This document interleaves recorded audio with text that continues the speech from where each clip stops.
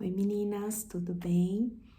Bom, eu, conforme prometido, vou gravar aqui vídeos, né, para complementar a nossa aula, que, como vocês mesmas viram, é bem importante a gente ter o conhecimento, né, dessa questão dos pecados, e eu creio que vai ser edificante. Só que o que eu vou fazer? Já tô de antemão falando, né, por conta da questão da Malu poder acordar aí, eu vou gravando um vídeo por assunto. Então, hoje eu vou fazer só agora uma recapitulação aí, como esse primeiro vídeo, e aí a gente vai retomar do ponto que a gente parou a aula, tá bom? Mas vamos orar, né? Senhor nosso Deus, nosso Pai, eu te louvo e te adoro, Senhor Deus, porque o Senhor é um Deus bom e misericordioso, que tem nos ensinado coisas preciosas, Senhor Deus, a respeito da tua palavra, a respeito daquilo que o Senhor quer para as nossas vidas, Senhor. O Senhor tem renovado as nossas mentes com o teu Santo Espírito, através daquilo que aprendemos com a tua palavra, Senhor. E esse assunto, Senhor Deus, pecados intocáveis, ele é tão importante para as nossas vidas, Senhor, que nós possamos realmente, Senhor, fazer um autoexame, uma avaliação, para que pecados, Senhor Deus, que cometemos, que muitas vezes deixamos passar, Senhor, eles sejam eliminados da nossa vida, Senhor. Muito obrigada por este momento precioso, em nome de Jesus. Amém. Bom, então o que a gente está estudando, né, é esse livro aqui, Pecados Intocáveis, do Jerry Bridges. E nas primeiras aulas nós falamos, utilizei, né, aqueles dois versículos famosos, não julgueis para que não sejais julgados, e aquele que não tiver pecados que atire a primeira pedra, para fazer uma introdução sobre a importância, né, dessa questão dos pecados intocáveis. As pessoas, a sociedade usa esses versículos, né, deliberadamente para justificar pecados. E nós, cristãos, nós caímos muitas vezes nessa tentação de fazer o mesmo, né, de usar esses textos fora do contexto para justificar os nossos pecados. Ah, mas esse pecado, ele é tão assim, ele é bobinho, é um pecado que todo mundo comete, né? Ou eu já tentei várias vezes, eu não consigo deixar de lado. Então, nós vamos passando pano, né, para os nossos pecados. E aqui, né, nesse livro, nesse estudo, o que a gente deseja é que a gente entenda quais são esses pecados, tome conhecimento, né, ou seja, a nossa mente aí seja reavivada com essa situação, ou relembrada, melhor dizendo, desses pecados, e a gente possa fazer essa avaliação, então. E aí, né, o que eu passei na primeira aula da nossa sala de aula foi a importância de nós entendermos que a santidade é algo precioso. É que se a gente não tiver o conhecimento do que é a santidade, do que é ser santo, dificilmente nós vamos olhar para esses pecados e conseguir ver o quanto eles são nocivos, né? O quanto eles são malignos. E falando sobre santidade, né, eu gostei muito da parte do livro que ele fala assim que se a gente fosse parafrasear Paulo, nós que somos chamados para sermos santos, né, que ele fala isso lá para as igrejas que ele sempre escreve, o que seria correto dizer é somos separados, né, somos chamados por Deus, né, somos separados por Deus para sermos separados para Deus, né? Então, tudo, né, que Deus fez é para a glória dele, né? Então, nós só somos chamados de santos porque nós fomos separados por Deus, fomos escolhidos por Deus para vivermos de forma separada. Então, se a gente tem que viver de forma separada com o objetivo de glorificar Deus, nós conseguimos enxergar melhor o quanto um pecado, né, é uma fofoquinha, uma mentirinha, um desvio aqui de olhar, e isso tudo afeta muito, né, a nossa vida com Deus. e desagrada ao nosso Deus, né? Faz com que o nosso Deus, a gente entristece, né, o espírito, a gente apaga o espírito, enfim. Então, entender, né, o que é ser santo, né, que não fala sobre comportamento, mas sim altera os nossos comportamentos, né? Faz com que nós sejamos diferentes das demais pessoas. Mas a motivação não é ser santarrão, né? É ser realmente alguém separado para glorificar a Deus. E aí eu falei também sobre o tanto que a sociedade tem excluído, né, esse nome, pecado. Hoje em dia já não é pecado mais, hoje em dia eles modificam, né, as falas. Então, uma pessoa que comete uma fraude, né, que rouba lá na empresa, ele... Ah, desculpa, não é que ele roubou, né, ou que ele cometeu um desvio, ele não cometeu um pecado, ele cometeu uma fraude, né? Uma pessoa que comete adultério, ela teve um caso.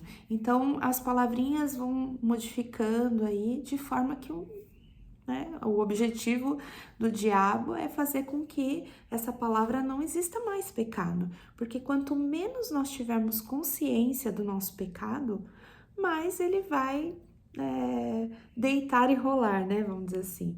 Mas é isso que ele quer, que nós não tenhamos a consciência do pecado. E o Espírito Santo faz o quê? Ele nos convence do pecado.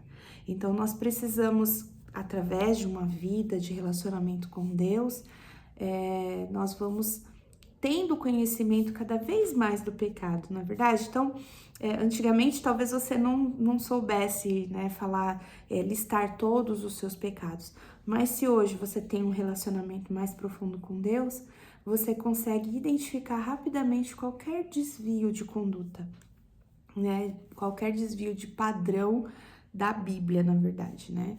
Isso é pecado, né? Pecado é algo que foge daquilo que a palavra de Deus nos fala. E aí a gente viu também sobre a malignidade do pecado, quanto o pecado ele faz mal, né? E é algo que é aquele abismo que chama outro abismo. Quando você vê, você tá num emaranhado aí de situações, porque começou com uma coisinha pequena, né? Uma mágoazinha que foi se transformando num rancor, num ódio, e quando você vê, a coisa tá enorme, né? Enorme. Então, o pecado é muito mal, né? A gente fala assim, pecado é pecado, né? Até várias vezes eu já ouvi assim, não existe pecadinho e pecadão. É claro, óbvio, que você pensar em matar alguém, né? Eu quero matar aquela pessoa, e você de fato ir lá e matar, é algo, tem as consequências diferentes, né? São coisas distintas em si, porém para Deus é pecado, né? Jesus fala que só de você pensar, né, você já está pecando. Então nós devemos sim identificar, né, qualquer pensamento que venha à nossa mente, qualquer desejo do nosso coração que seja contrário à palavra de Deus, e pedir perdão, né? Porque graças a Deus nós temos um Deus que ouve as nossas orações, que nos perdoa, né? Mas nós precisamos identificar isso, tá? E aí, né, na outra aula, eu comecei a falar sobre a impiedade, né? A impiedade como sendo a raiz de uma árvore, né? Imaginem uma árvore onde a impiedade é a raiz dessa árvore. O autor, ele fala que realmente, para ele, a impiedade é a raiz de todos os pecados, porque todos nós, né, temos um tanto de impiedade, né? Nós somos um tanto quanto ímpios e um tanto quanto santos, né? Nós já não somos ímpios em relação à salvação, porque nós fomos salvos, mas entre uma linha onde, né, se você imaginar uma linha, no fim de uma linha é a santidade, no fim da outra linha é a impiedade, ele fala pra gente analisar aonde que a gente tá, né? Totalmente santo foi só Jesus Cristo. Mas e os totalmente ímpios, né? São aqueles que não foram convertidos pelo Senhor. Mas nós que somos crentes, né, no Senhor, nós também cometemos esse pecado intocável da impiedade. E o que seria isso? Quando nós temos uma vida onde uma vez por semana, né, a gente vai na igreja, a gente passa um tempo lá na igreja, e aí a gente guarda, né, aquilo ali, a gente fecha a Bíblia e não dá mais atenção, não fala mais de Deus, não pensa em Deus, ou até, você não é só de domingo, né? Ele é tão profundo que ele fala assim, você vai lá de manhã, todos os dias, você ora, você lê a Bíblia, né? Você faz o seu devocional, mas aí no resto do dia você não pensa mais em Deus, né? Na hora que você tá dirigindo, você não tá ali conversando com o Senhor, na hora que você tá fazendo, né, uma reunião, os seus afazeres, você não conversa, não pede orientação, não tem um relacionamento com Deus. E o certo seria, né, você tá ali com o Senhor o tempo todo. Deus, olha, eu vou entrar numa reunião agora, me ajuda, é uma reunião importante, eu preciso definir coisas, eu preciso orientar pessoas, eu vou dar uma aula. Senhor, me ajuda a passar para os meus alunos aquilo que é importante, aquilo que vai fazer diferença na vida deles. Deus, olha, eu tô com uma dificuldade na minha agenda, me ajuda a priorizar aquilo que é importante. Então a gente acaba não fazendo, não tendo Deus como nosso amigo, né, um relacionamento com o Senhor. Então isso ele já caracteriza como esse pecado da impiedade. E daí ele fala também, né, o que eu consegui passar na aula, foi sobre o pecado do orgulho, né, e nós conseguimos ver na aula que o orgulho ele tem várias facetas, né, ele tem muitas facetas, mas o que ele deixa mais assim, ele queria destacar, né, os pontos que ele quer destacar é aquele orgulho da doutrina correta.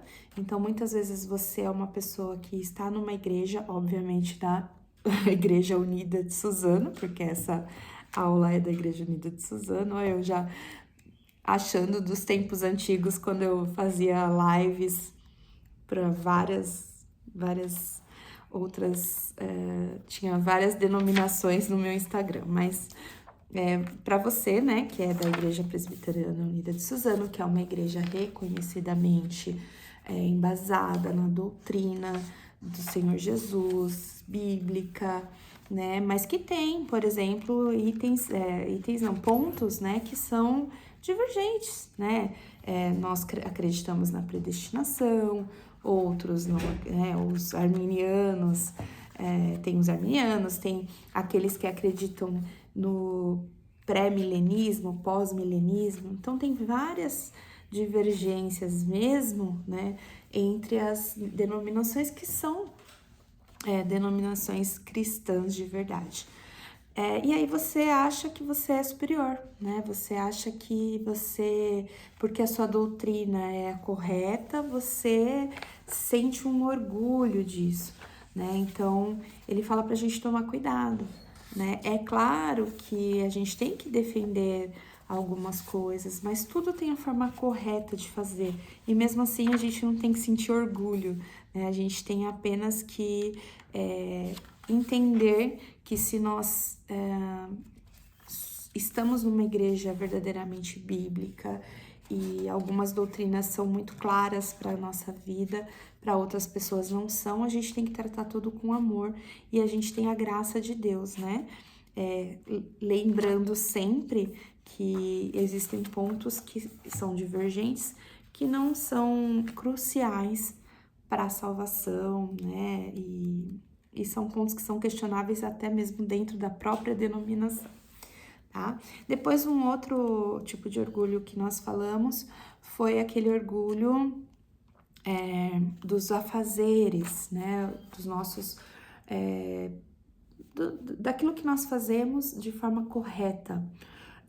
o orgulho de, nossa, eu faço bem feito, ou meu filho faz bem feito, meu marido é especialista no que ele faz, né? Ou então, até mesmo dentro da igreja, meu marido é um presbítero excelente, ou eu sou uma mulher que ensino com louvor, né? Aquele orgulho que a pessoa sente de atividades, de tarefas. Nós até falamos na sala de aula que é muito bom você fazer um bom trabalho, né? E quando nós fazemos um bom trabalho, na verdade, a gente precisa reconhecer que todo dom, todo talento, todas as nossas, os atributos que nós temos, né, de fazer uma coisa bem feita, é porque o Senhor nos dá condições, né? Então, se a aula foi boa, se o presbítero tomou uma decisão importante, se o diácono fez bem feito o trabalho dele, todos nós, né, dentro ou fora da igreja, se o seu filho passou no vestibular, se a sua filha está fazendo um bom trabalho, né, naquilo que ela está desempenhando, tudo vem de Deus, né? E tudo é para Ele. Então, o que que a gente precisa, né, fazer? A gente precisa dar os créditos, né, para aquele que merece e que é aquele que é o detentor, né, de todas as coisas, que é o Senhor Jesus, né? Então, sempre que nós formos falar alguma coisa, a gente tem que dar esse crédito, né? E isso na sua mente, não adianta você só falar e no seu coração isso não ser uma verdade, né? Então, de todo o coração, você precisa entender que aquilo que você faz bem, você faz porque Deus te deu condições, né? Te capacitou para aquilo. E até a gente comentou, né, a questão de elogios, que seria o contrário, né? Então, uma pessoa tem orgulho do filho, do marido, dela mesma, ou então aquela pessoa que também menospreza. A gente vai ver isso mais pra frente na parte das críticas. Porém, né, a gente até comentou, os elogios, você pode elogiar uma pessoa, né? Você pode falar para ela, olha, isso que você fez bem feito, né? Parabéns, continue assim, né? Em especial no caso dos nossos filhos, né? A gente fala. Então, assim, olha, filho, continua assim, mas sempre reforçando para ele, né? Quando ele é uma criança ou quando ele tá sob o seu domínio, né? Fala, olha, mas você sabe que é Deus que te deu esse dom, né? E até comentei, às vezes a gente quer elogiar, né? Elogiar o pastor, ou vocês quando vêm falar alguma coisa para mim, não é errado fazer isso. Isso às vezes ajuda, mas o que eu tô falando é que a pessoa que recebe, então o pastor, quando ele recebe um elogio, ou eu, a Flávia, quem, né, tá lá na frente falando alguma coisa, a gente tem que saber, né, receber esse elogio dando glórias a Deus, glorificando a Deus. Nem sempre a gente fala glória a Deus, igual o pastor fala, né? Mas no nosso coração, no nosso íntimo, a gente tem que ter a consciência, né? E sempre, sempre dar glórias a Deus, né? Falar, olha, não, glória a Deus mesmo, porque se Ele me capacitou para isso e se Ele permitiu que eu falasse e que vocês entendessem, né? É a capacidade que vem dele. E o último tipo de orgulho é aquele orgulho que talvez os jovens sintam mais, né? Que é um orgulho, ele fala da necessidade, deixa eu pegar aqui, é o orgulho, ver se eu acho, que saiu da minha orgulho. Aqui o último orgulho das realizações, o espírito independente, né? Então ele fala da questão dos jovens que muitas vezes jovens ou mais jovens, né? Não só os jovens, mas mesmo nós, né? Mais jovens do que pessoas mais velhas, a gente tem uma insubmissão, né? A gente não considera aquilo que a nossa avó fala, que a nossa mãe fala, que a autoridade espiritual na igreja fala, ou a autoridade da igreja fala, né? Então a gente acaba sendo orgulhoso, é um tipo de orgulho, né? Você acha que com toda a sua experiência, né, você sabe mais do que uma outra pessoa. E a gente tem que tomar cuidado, porque Os mais experientes, né, os mais velhos, eles são autoridade nem se fala, né? São constituídas por Deus para nos orientar. Mas geralmente pessoas mais velhas têm muito a contribuir, né? O que a gente precisa às vezes é ter a paciência de ouvir, né? E refletir naquilo que está sendo falado, né? E agora vamos entrar, né, no nosso assunto de hoje.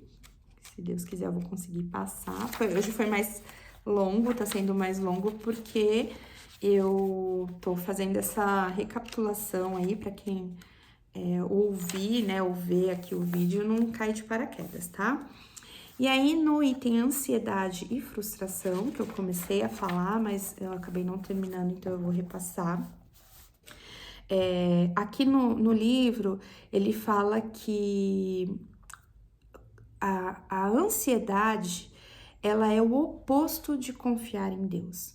Então, quando você, né, ansiedade ou frustração, na verdade, é o oposto de confiar em Deus. E aí ele destaca, né, aquele versículo de Mateus 6:25, que Jesus faz 5 referências à ansiedade ou à inquietação, né, que nós não devemos ficar ansiosos com o que iremos comer, beber, vestir, e nem mesmo com as circunstâncias desconhecidas do amanhã, né? E aí, outra expressão que Jesus usa em relação à ansiedade é não temais. Paulo, ele repete essa admoestação contra a ansiedade lá em Filipenses 4:6, quando ele diz: não andeis ansiosos por coisa alguma. E o apóstolo Pedro também fala: lançando sobre ele toda a vossa ansiedade, pois ele tem cuidado de vós. Né? 1 Pedro 5:7. E aí, quando a gente diz para uma pessoa, não fica ansioso, né? Quando a gente fala para uma pessoa, olha, não fica ansioso, não tenha medo, a gente está tentando encorajar uma pessoa, né? Falar, não fica ansioso, tal, com uma intenção de ajudar. Mas quando Jesus, ou Paulo, ou Pedro, né, falam isso e eles falam inspirados por Deus, né? A gente não pode esquecer da inspiração divina que é a palavra de Deus. Quando ele fala não fique ansioso, né? Essa frase ela tem força de uma ordem moral. Então, essa a vontade moral de Deus é que a gente não viva ansioso. Não é um conselho que Deus está dando pra gente, querendo nos ajudar. É uma ordem. Não fiquem ansiosos, né? Então, ansiedade é pecado, tá? E a gente até na aula entrou, né, na questão, né? Eu fui bem enfática e continuo sendo, né, de falar que a ansiedade é pecado, né? Não é doença, tá? Pode trazer consequências para o corpo? Pode, assim como qualquer outra situação. A gente tem aí a depressão, a gente tem, e até comentei, né? Tudo é por conta do pecado. Se você toma um remédio para pressão, se você toma um remédio para tireoide, se você tem dores, tudo na nossa vida, né, que é ruim, que é mal, é por conta do pecado, né? Em última instância ali foi a questão do pecado original.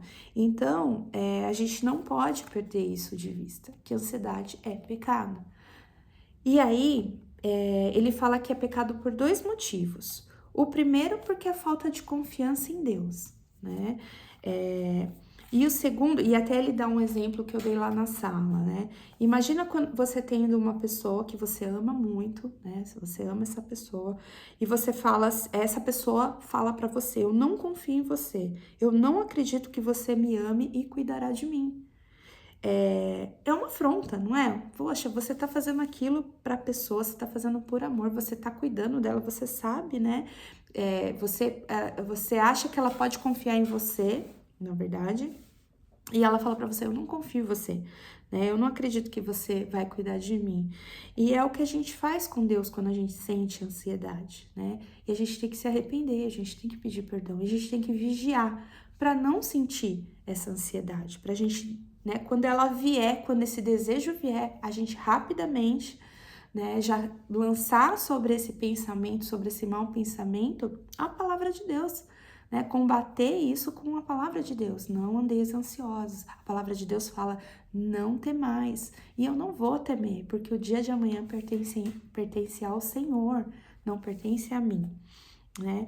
E ele fala que a ansiedade também é pecado, porque significa recusar a providência de Deus em nossas vidas. A providência divina, ela pode ser definida simplesmente como Deus orquestrando todas as circunstâncias e eventos do universo, né, para a sua glória e para o benefício do seu povo. Então, Deus, ele está orquestrando todas as situações. Para quê? Para a sua glória e para o benefício do povo, né? E aí, alguns cristãos têm dificuldade de aceitar que Deus realmente controla todos os eventos e circunstâncias. Nós não entendemos que Deus, ele é soberano, né? Esse atributo de Deus a gente, né? Não, eu que sou a dona controladora, né? Da minha vida. E existem até aqueles que acreditam, muitas vezes, perdem de vista essa gloriosa verdade. Em vez de crermos, somos propensos a nos concentrar nas causas imediatas da ansiedade, em vez de lembrarmos que elas estão sob o controle soberano de Deus. Então, é fato, né, que andar ansioso, ser ansioso, né, é uma falta de ajuste aí. Repito, né, falamos que ela causa consequências, aí você foi diagnosticado com transtorno e precisa tomar remédio. Não tô falando aqui, né, que você vai deixar de fazer isso, pelo amor de Deus.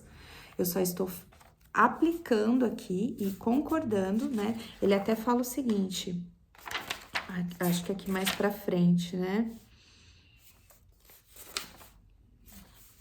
que não tem como, tá? Se a gente quer seguir a Bíblia, não tem como a gente falar, acho que não sei aqui, não tem como a gente não crer, né, que na palavra de Deus isso é uma ordem, não andeis ansiosos. E quando a gente anda ansioso, a gente tá sendo contrário à palavra de Deus, tá? Aí ele fala aqui, preocupação é sinônimo de ansiedade, né? Preocupar-se. Mas o uso popular associa geralmente a preocupação a uma dificuldade de longo prazo ou uma situação dolorosa sem solução aparente. São essas circunstâncias que normalmente provocam insônia e nos fazem passar a noite preocupados com o que fazer, mesmo sabendo que não podemos fazer nada. Sabe aquela coisa que não tem o que você faça? Porque às vezes vem uns pensamentos e a gente até teve aula sobre isso, né? No final da noite vem aquelas coisas todas na mente e aí você fala assim, não, puxa, amanhã eu tenho que emitir a nota fiscal, eu tenho que fazer uma entrega, eu tenho que fazer isso, tenho que fazer aquilo, né? Você vai organizando, pá, beleza. Ou você anota, faz uma listinha, ou você, né, com uma certa organização, você ficou ali com a mente cheia, mas você consegue esvaziar, por quê? Porque você tem solução para essas coisas corriqueiras. Mas tem coisa que não tem solução, né? E que não vai adiantar você ficar preocupado com isso. E ele até cita um exemplo que a gente falou, acho que a Eliana falou na aula, né? Por exemplo, um pai, uma mãe que tem filhos que são com algum tipo de deficiência e eles ficam preocupados, né? Não é com o dinheiro, mas e se eles faltarem? Poxa, se eu faltar, se meu marido faltar, quem que vai cuidar do meu filho? Que depende 100% de nós, né? É uma preocupação legítima, é uma preocupação honesta, né?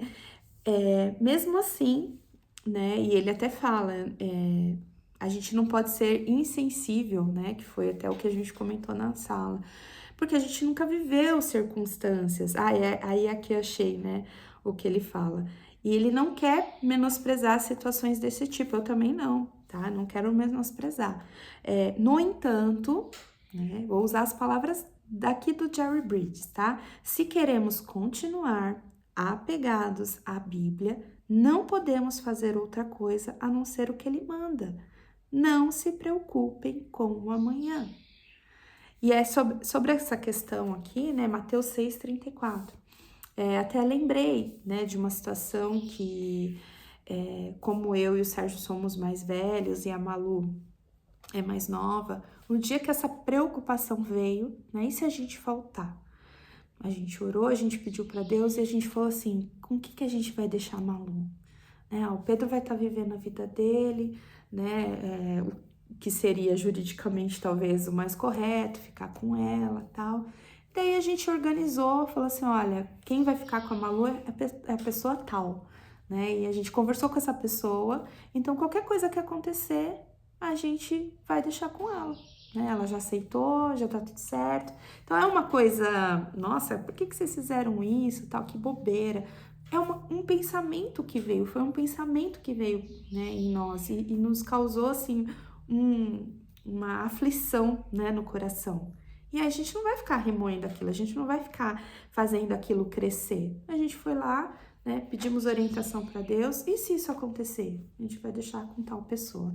Então, talvez, né, isso seja um caminho, né, a gente encontrar meios que sejam mais possíveis, tal, mas tem coisa que não vai adiantar, gente. Então, ou você elimina o pensamento e fala, o Senhor cuidará, ou você dá um novo direcionamento, tá? E é aqui o que fala, né? Não tem como menosprezar as diversas situações, né? Os diversos problemas, as diversas realidades de cada um, mas também a gente não pode abrir exceções, porque a palavra de Deus ela é enfática em falar que não devemos andar ansiosos, preocupados com coisas que não estão sob o nosso domínio, né? Ele fala aqui que a verdade é que muitas vezes a situação se amplia aos nossos olhos e fica maior que as promessas de Deus e achamos difícil acreditar no que ele prometeu. Ele está contando ainda a respeito da questão da gente jogar todo o peso da ansiedade, né? Que 1 Pedro 5,7 fala: jogue todo o peso de suas ansiedades sobre ele, pois ele tem interesse pessoal em você. Uma tradução da NVI, eu acredito eu aqui, para nos apegar, né? Que são as promessas de Deus, né? Como eu falei para você, se o Senhor fala para a gente não ficar ansioso, que ele tá cuidando de nós, ele vai cuidar de nós, né? E aí ele fala que será que Deus não cuidaria muito mais de nós que somos filhos dele, já que ele cuida do passarinho, né? E então a gente tem que, porque muitas vezes a gente esquece dessa promessa de Deus e a gente acaba, ou então a gente questiona, né? Ah, é muito difícil acreditar, né? E aí nessas horas tem uma passagem bíblica que nos ajuda muito, que eu acho muito legal, muito linda, né? Em Marcos 9:24, que é quando o pai daquele menino que estava com possessão demoníaca, ele pediu para Deus, né? Senhor, eu creio, mas ajuda na minha incredulidade. Eu não consigo acreditar, né? Eu creio no Senhor, mas me ajuda na minha falta de fé. Aumenta a minha fé, Senhor, para que eu possa realmente acreditar nas tuas promessas e descansar em ti, né? E aí ele fala: existe uma vasta diferença entre Jesus e a fé. Porque ele fala, né? Existe uma vasta diferença entre a incredulidade obstinada, como a do povo de Nazaré, que eles não acreditavam que é a cidade natal desse pai, né? Depois vocês leiam lá Marcos 9:24, né? E a fé desse pai, né? Deus respeita os nossos esforços e o Espírito Santo virá em nosso auxílio. O importante é honrar a Deus com a nossa fé, mesmo fraca e vacilante, e não desonrá-lo com a nossa incredulidade escancarada. Então, Deus conhece cada esforço, né? Cada luta que a gente passa e coloca aos cuidados dele. E ele não vai menosprezar isso, ele vai mandar o Espírito Santo nos auxiliar, né? Outro pecado, né, subpecado da ansiedade é a frustração, né? Então, ele fala aqui que essa frustração, diferente, né, da ansiedade que está relacionada com o medo, a frustração, ela acontece quando a gente fica contrariado ou até irritado com alguém ou alguma coisa, que acaba atrapalhando os nossos planos. Então, a gente acaba ficando frustrado, né? E aí, um texto que ajuda muito a lidar com a frustração é o Salmo 139:16, né? Todos os dias determinados para mim foram escritos no teu livro, antes de qualquer um deles existir. Então, exemplos bobos, né? Ah, era para eu ter ido viajar e aconteceu tanta coisa, eu não fui, né? E aí você acaba ficando frustrada.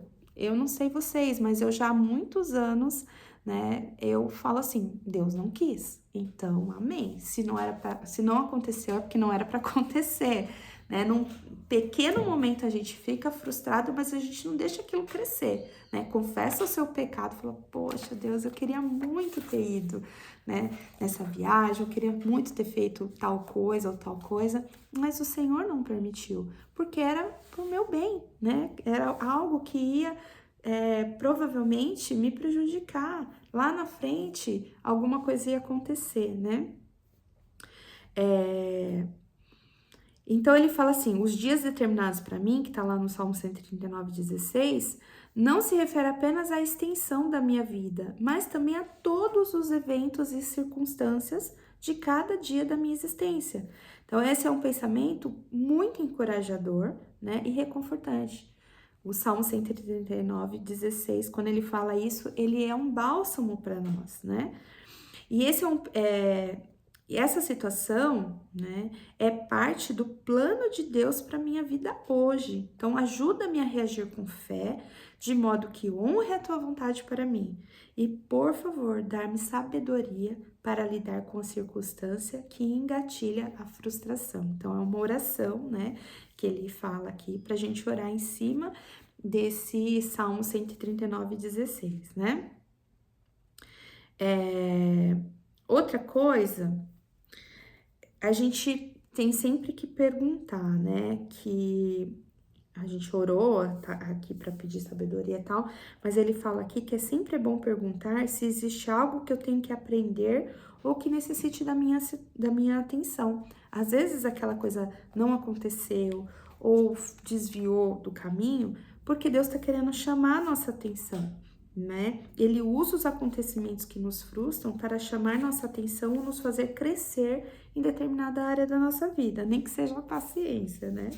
Então, seja como for, nada nos acontece que não tenha vindo, em última instância, da mão invisível de Deus, né? Ainda que o meio usado para tal tenha sido uma causa visível, né?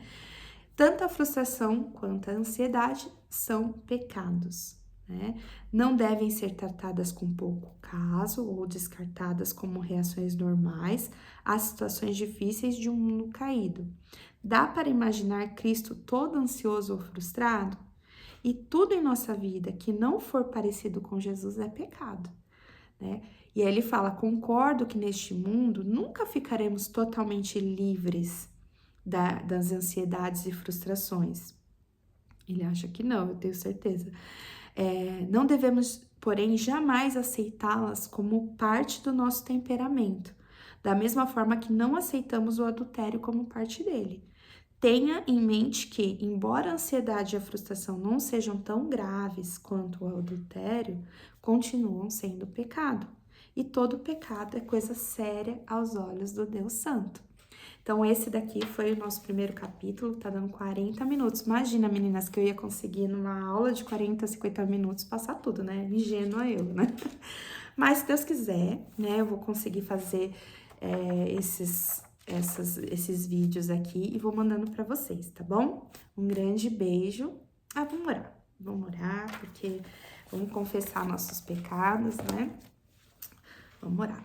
Senhor, diante da tua palavra, ó Deus, não tem como, Pai, nós não pedimos perdão a ti, porque a tua palavra é tão clara, Senhor.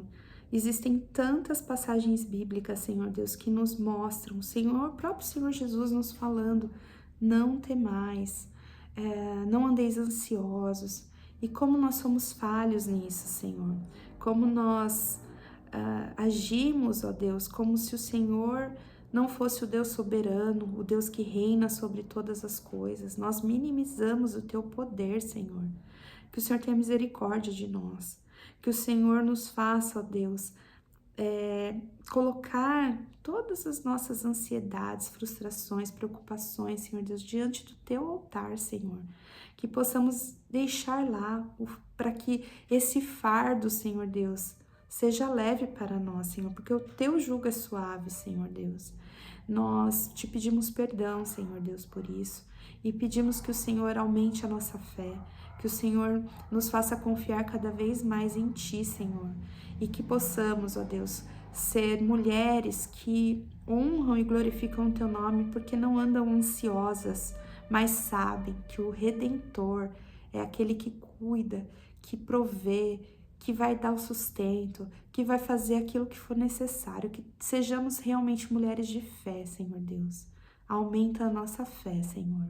Eu te agradeço por esse momento, te agradeço por poder compartilhar isso com as minhas amigas, Senhor, e que toda a honra, toda a glória, todo o louvor seja dado a Ti, Senhor. Em nome de Jesus, amém. Amém, meninas. Beijo, fiquem com Deus. E até, se Deus quiser, amanhã.